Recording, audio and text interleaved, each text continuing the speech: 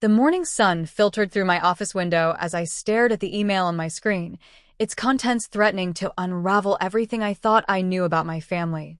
It was from Claire, my older sister, always perfect, always favored, and her tone dripped with smug satisfaction. Guess what? For just $1, Mom and Dad officially handed over our cherished lake cabin to me. Isn't it wonderful? She wrote, attaching a photo of herself standing proudly in front of the weathered wooden shutters we'd spent countless summers admiring. Her smile gleamed brighter than the sunlight reflecting off the lake behind her. I leaned back in my chair, letting out a slow breath. The lake cabin. Our sanctuary. A place where memories were woven into every plank of wood, every creaky floorboard, every view of the shimmering water stretching endlessly toward the horizon. That cabin had been in our family for generations, built by Grandpa James with his own 2 hands during leaner times. He poured his heart into it, creating a space where laughter echoed louder than storms and love ran deeper than any river. Now, it seemed all of that meant nothing to Claire or to Mom and Dad, apparently. My fingers hovered over the keyboard, but instead of replying, I picked up my phone and dialed Mr. Bennett, the lawyer who had handled most of our family's legal matters since before I could remember. His voice carried a calm authority when he answered, though there was a hint of curiosity when I asked him point-blank if he'd heard anything about a sale involving the cabin. He said after a momentary pause, Sarah, let's meet tomorrow afternoon. There's something I need to discuss with you. His cryptic response left me unsettled, but also oddly reassured. Whatever game they were playing, I wasn't entirely unprepared. By the time Claire called later that evening, her usual confidence bordered on arrogance. You must have seen my email, she began without preamble, her voice carrying just enough sweetness to make me nauseous. Isn't it exciting? Finally, the cabin has found its rightful owner. And who decided that? I countered, keeping my tone light despite the storm brewing inside me. There was a brief hesitation, followed by a dismissive laugh. Mom and Dad, obviously. They're the ones who've done all the hard work raising us. Surely you don't think you deserve half of something you barely even visit. Her words stung, not because they were unexpected, but because they mirrored years of subtle manipulation. Growing up, Claire had been the golden child, the one whose report cards earned framed spots on the fridge, whose failures somehow became stepping stones rather than setbacks. Meanwhile, my achievements often went unnoticed or dismissed as unnecessary distractions. Even now, at 32, I couldn't escape the shadow she cast over me. But this time, things would be different. I'm sorry, Claire, I said, feigning regret. It seems you might have jumped the gun. Why don't you take a closer look at the deed again? Or better yet, give Mr. Bennett a call. I hear he's been waiting to share some interesting news with you. Silence stretched between us for several seconds before she snapped. What are you talking about? You wouldn't dare interfere with something so important. Oh, Claire, I replied, allowing a touch of pity to creep into my voice. You have no idea what I'm capable of. And trust me, this isn't about interference. It's about justice. Before she could respond, I ended the call, feeling a strange mix of triumph and unease settle in my chest. The next day, I arrived at Mr. Bennett's office promptly at 3 o'clock. His assistant greeted me warmly, ushering me into a small conference room where stacks of documents awaited. When Mr. Bennett joined us moments later, he looked both relieved and slightly amused. Sarah, he started, gesturing for me to sit, your grandfather was a remarkable man. He foresaw potential conflicts within the family and took steps to ensure fairness.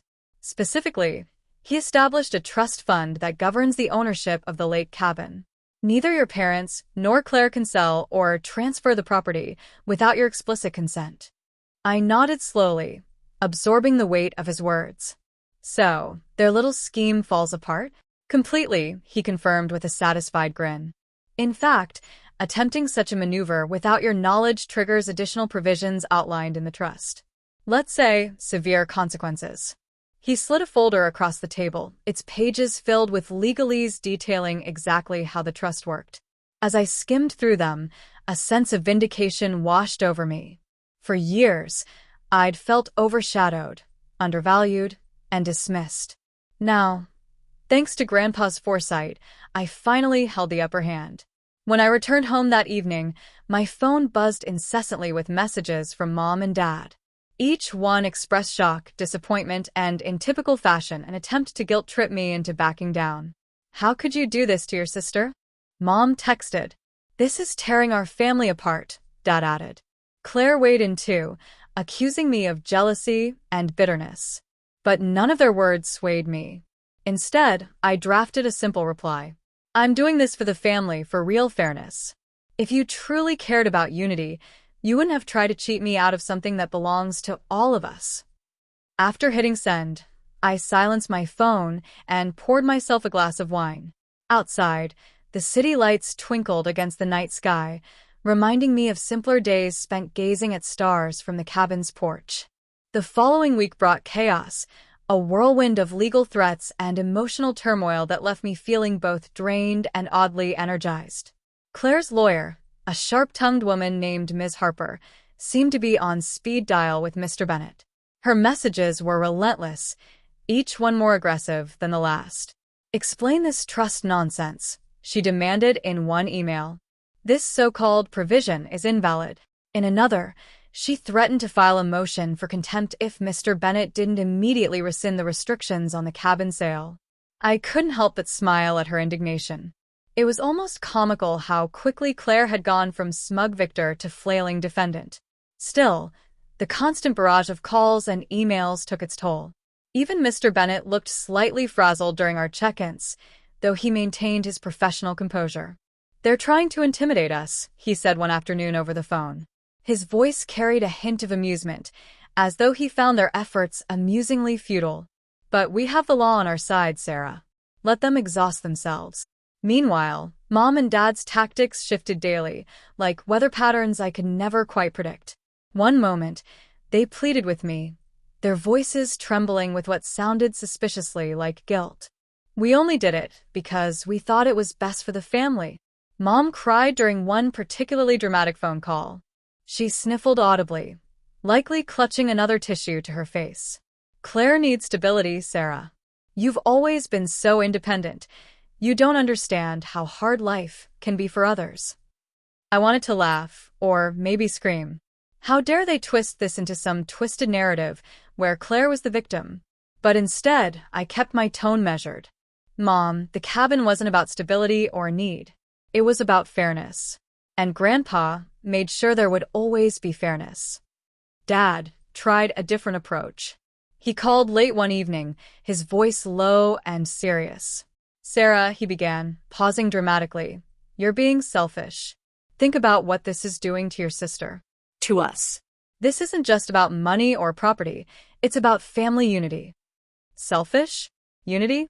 The words echoed in my mind, stinging not because they were true, but because they were lies wrapped in familiar phrases. For years, I'd been conditioned to believe that putting myself first was inherently wrong, that bending to their will equaled love. But now, staring out my apartment window at the city lights below, I realized something. True unity didn't come from sacrificing yourself. It came from standing firm in your convictions and demanding respect. Still, their persistence wore on me. There were nights when I lay awake, replaying every argument, every hurtful comment, every silent judgment I'd endured growing up. Had I misjudged them? Was I overreacting? Then I remembered the photo Claire had sent, the smug grin, the gleaming shutters, and the doubts dissolved. They weren't sorry. They were scared. Scared of losing control, of facing consequences for actions they thought they could get away with. By Friday, the tension reached a breaking point. Mom texted me again, this time adding Dad to the conversation. "Please, Sarah, let's meet tomorrow. We need to talk face to face." Below her message was an emoji, a praying hand symbol, that felt both desperate and disingenuous. I debated ignoring them, but part of me wondered if seeing them in person might clarify things. Maybe they'd finally admit the truth. Or maybe they'd double down on their manipulations. Either way, I owed it to myself to hear them out. So I replied simply, "Fine. My place. Noon." When they arrived the next day, they looked older somehow. worn down by the weight of their own schemes. Mom clutched her purse tightly, her usual polished appearance marred by dark circles under her eyes. Dad shuffled awkwardly near the door, avoiding eye contact. Neither spoke until I gestured for them to sit. "What is it you want to say?" I asked, keeping my voice steady despite the storm of emotions brewing inside me. Mom opened her mouth, then closed it, seemingly searching for the right words. Finally, she blurted, "We're sorry, Sarah. Truly. We didn't mean for any of this to happen." "Sorry?" I repeated, incredulous. "You sold the cabin without even consulting me. You ignored the trust Grandpa set up specifically to prevent situations like this. And now you're saying sorry?" "It's not like that," Dad interjected, leaning forward in his chair. "Your mother and we got caught up in the moment. We thought Claire deserved it. She struggled, Sarah. More than you know." "And what about me?" I shot back, my calm facade cracking.